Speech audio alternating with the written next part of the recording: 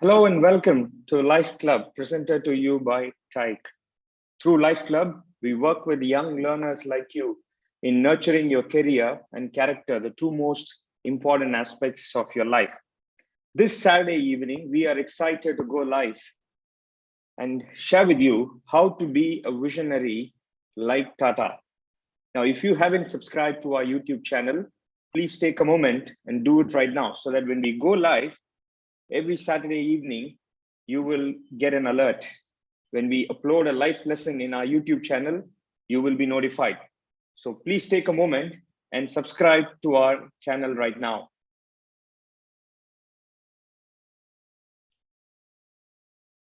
When you think about somebody being a visionary, you may think of someone like George Washington, who led a war against the British to establish a new nation, or Mahatma Gandhi, who also revolted against the British, but in a very different way, or the late Steve Jobs of Apple for taking the stage for his product announcement that revolutionized culture and the way people communicated with each other, or the latest Elon Musk, the bold maverick, doing what's never been done before in the design and production of automobiles and creating the possibility that you too can travel into space. Why go that far? Someone close like Mr. Ratan Tata, who took charge and built Tata, the salt to software conglomerate, as a pride for modern India. In LifeClub this Saturday evening, let's look into the life of Mr. Ratan Tata and learn how to be a visionary. Mr. Ratan Tata is an Indian industrialist. He was born in December 1937. He is a philanthropist and also the former chairman of Tata Sons. He was also the chairman of Tata Group from 1990 to 2012. And again, he was appointed as the interim chairman from October 2016 to February 2017. He continues to head various charitable trusts of Tata Group even today. He's a recipient of two highest civilian awards of India, the Padma Vibhushan in 2008 and the Padma Bhushan in 2000. Mr. Ratan Tata is credited with building one of the most valuable companies in the world from India. He took over the reins of Tata Group at a very young age, and he went on to build it into a global conglomerate. Promoted to the management during the 1970s, Ratan Tata achieved initial success by turning the group company National Radio and Electronics, NELCO, only to see it collapse during an economic slowdown those days. In 1991, J.R.D. Tata, the most famous Indian industrialist of those times, stepped down as the chairman of Tata Sons, naming Mr. Ratan Tata, young Ratan Tata, as his successor.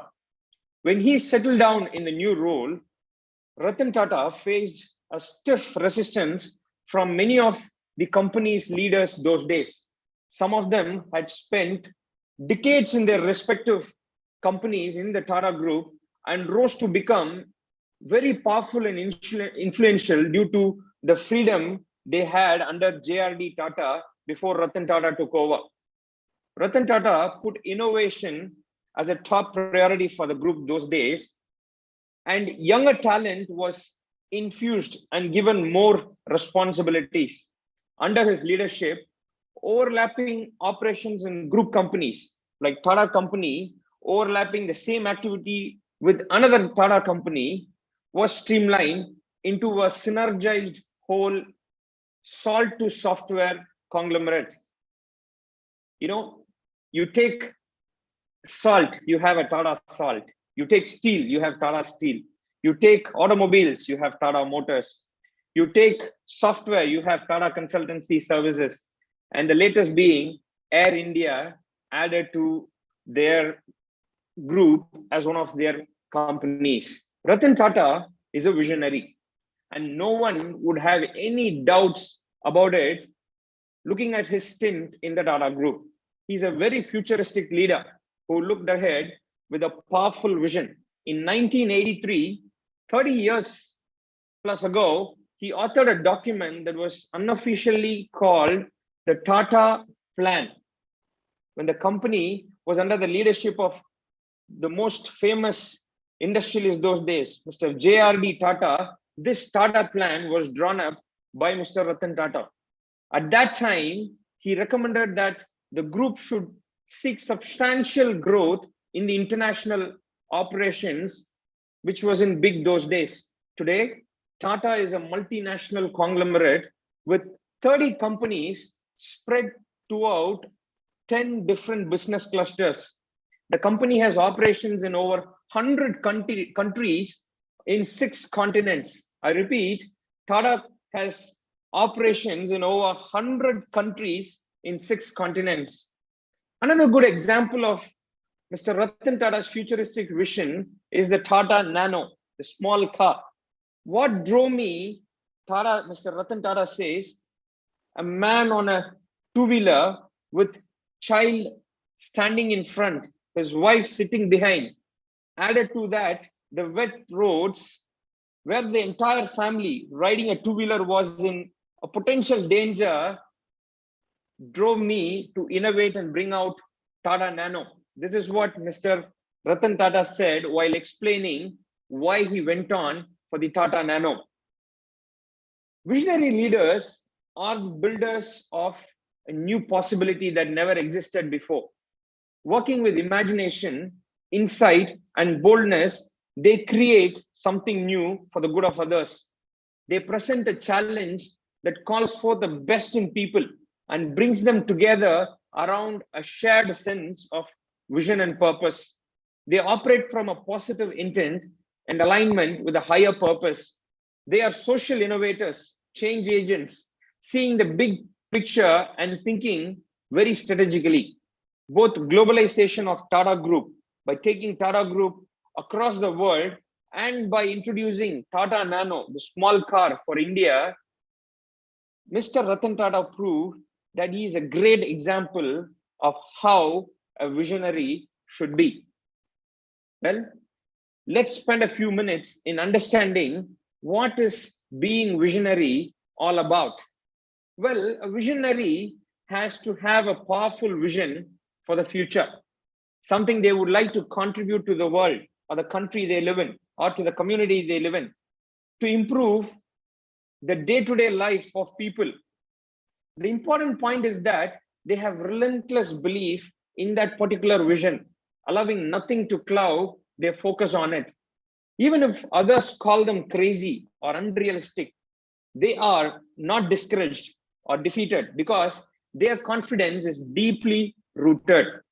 A visionary is therefore not easily driven by the words or criticism of others, because if they were, the idea would be short-lived and would end up being fruitless. There's an interesting quote about visionaries that just brings in a smile in my face. Visionary, a name given to successful people who did not listen when others called them delusional. Visionary leaders are known for breaking away from what's expected.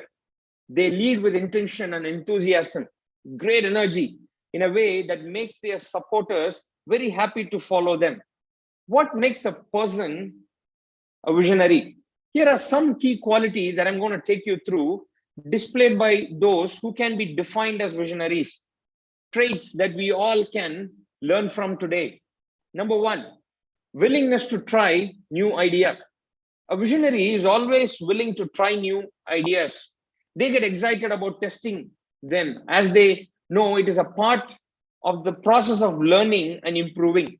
Visionaries love to get new perspectives on the same issue and are constantly asking a lot of questions to people around them. Being a visionary is about problem solving. So it is no surprise that the role requires a lot of flexibility and being willing to act on new knowledge that they acquire over a period of time. Secondly, visionaries are noticeably happy and excited about discussing their vision to others. The amount of hard work and effort that they have to put in doesn't make them grumpy or annoyed. Instead, they are energetic and glad to be doing what they do. And that enthusiasm is infectious. People who work with them find them to be a source of inspiration and look to their confidence with intrigue and wonder. What is more inspiring than a person with relentless drive and unswearing commitment? Nothing. So people are drawn towards the enthusiasm and the energy carried by visionaries. Thirdly, persistence. It's probably one of the most obvious traits of a visionary. Visionaries take persistence to a whole other level. They just do not give up. A visionary lives for a higher purpose.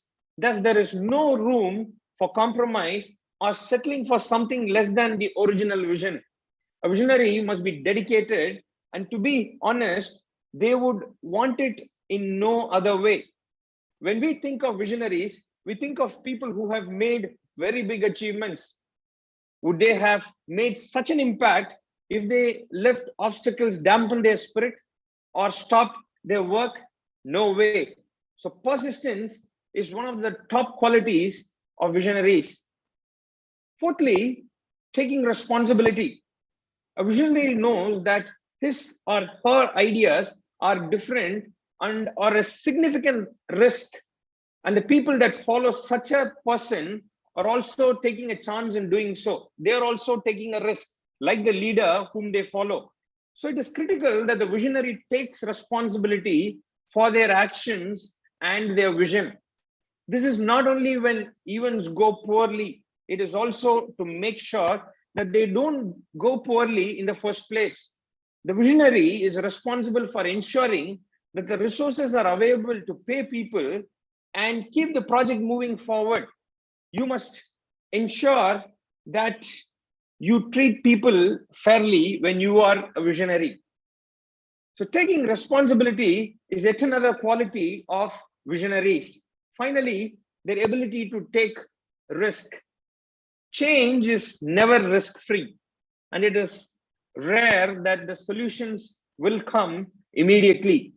Visionaries are tough and determined individuals who are not easily intimidated.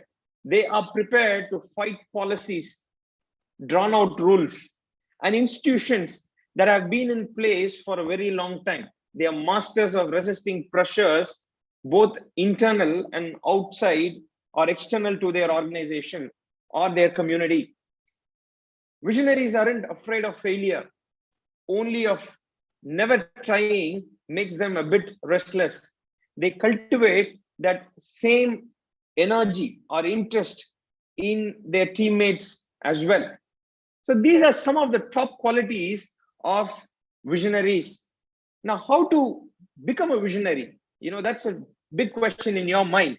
I'm so young. If I have to be a visionary, what should I be doing? I'm going to be giving you 5 ways in which you can start to prepare yourself to be a visionary. You have long years ahead, and hence you can make some corrections today in the way you live, in the way you think, in the way you look at things, in the way you approach problems, and see how you can come out as a visionary. The first and foremost thing is to develop an abundance mindset. What is this? This mindset says that there is always more where that came from. From wherever that came, there's always more from there. An abundance thinker never gets limited by what they see in front of them. They never get limited by the resources or technology or skill set that are in front of them. They never see what is in front of them and say, oh, I don't have enough. We cannot do this. An abundance thinker says there's always more from where all these came from. So if I haven't got the skills, tools, or the resources to do what I want to do, Now then I'm going to go out and find who can help me here. They don't stop if they don't have the skill set. Now that's what an abundance thinker can do to himself. So if you want to be a visionary, you have to bring in the mindset of abundance. It's about believing that from where everything came from, there's more to come, and being positive about it. Secondly, become a possibility thinker. I wanted to make that you become a possibility thinker at a very young age. Become the person that always says, yes, I think we can do it. We just need to find the right way to do it. These things would draw a lot of people to work alongside you in order to achieve your vision. Don't be the person that always lean towards a glass that is half empty. No, I don't think we can do that, or it's not possible. Don't do that, or don't keep saying that. If you're always tending towards the negative end of the possibility, then what you're going to find is you are not going to be a visionary. You're not going to be looking to the future. You're going to be leading people towards what is definitely not possible. That's not definitely the trait of a visionary. So if you want to be a visionary, develop the possibility thinking within you on a daily basis. Thirdly, watch out for trends. As students, you need to look out for the change in culture and trends around you. You need to be a keen observer of what's going on around you. The way you do that is to be an avid reader. Read, and read. That's where you acquire a lot of knowledge and understanding about what's going on around you. Not because you necessarily want to do what culture is doing, but you want to see what trends are doing and where people are going towards. And that is important. You will find that most large companies that are trendsetters today will or might have a division that keeps looking out for trendsetters. I have read about companies like Coca-Cola. I have seen a documentary about them, about their marketing division. They have a whole division that is devoted to talking to young people about the latest trends and understanding what young people are doing, what young people are thinking. Very often, teenagers set the trends of the future. Now, you are possibly a teenager. Watch out for trends around you, what your friends are thinking, how they are looking at things around you. What are all the new technologies and evolution coming around you in your country, in your city? Watch out for these trends if you want to be a visionary. Fourthly, be a constant learner. The other thing about being a good student of trends and observing the culture around you is to be a good learner again. You've got to be a constant learner. You've got to be somebody who's constantly looking to grow their knowledge base, to grow their understanding. I'm constantly consuming a lot of videos, ebooks, audiobooks. These are sources from which we can acquire a lot of knowledge about what's going around us. I'm also constantly reading because I want to know more. I want to understand more. If I encounter something that I do not understand, or if I see a trend or a culture or a conversation that's happening around and I do not understand, I make it my habit to go and learn about it. Today we have resources available in the internet, ebooks, and many other video platforms that can give us this knowledge. So if you do not understand something, if you do not know what is happening around you, or you want to make some sense out of it, just go and learn about it without faith. Finally, develop growth mindset. Now, this is my last point to you about how to become a visionary yourself. It is to have a continuous growth mentality. A continual growth mentality says that you never stop growing. It's not about your height or your weight. It's about growing in terms of your knowledge, abilities, capabilities, your talent. I was listening to a podcast the other day, and somebody came on that podcast. That's the people that cut down trees and care for trees. He said that a tree is only ever in one of two states. It's either growing or it is dying. It doesn't matter how old it is or how big it is. It's always growing. It's always pushing out new shoots, new leaves, new branches. The only time it stops growing is when it gets sick or it reaches the end of its genetic lifespan. Then it starts to die. So when you are young, you carry a lot of potential to grow and become a visionary. One of the critical aspects for that is to have this growth mindset in you, like how a tree lets out branches, new leaves. Even though it is tall, even though it has grown big, it keeps coming out with new branches.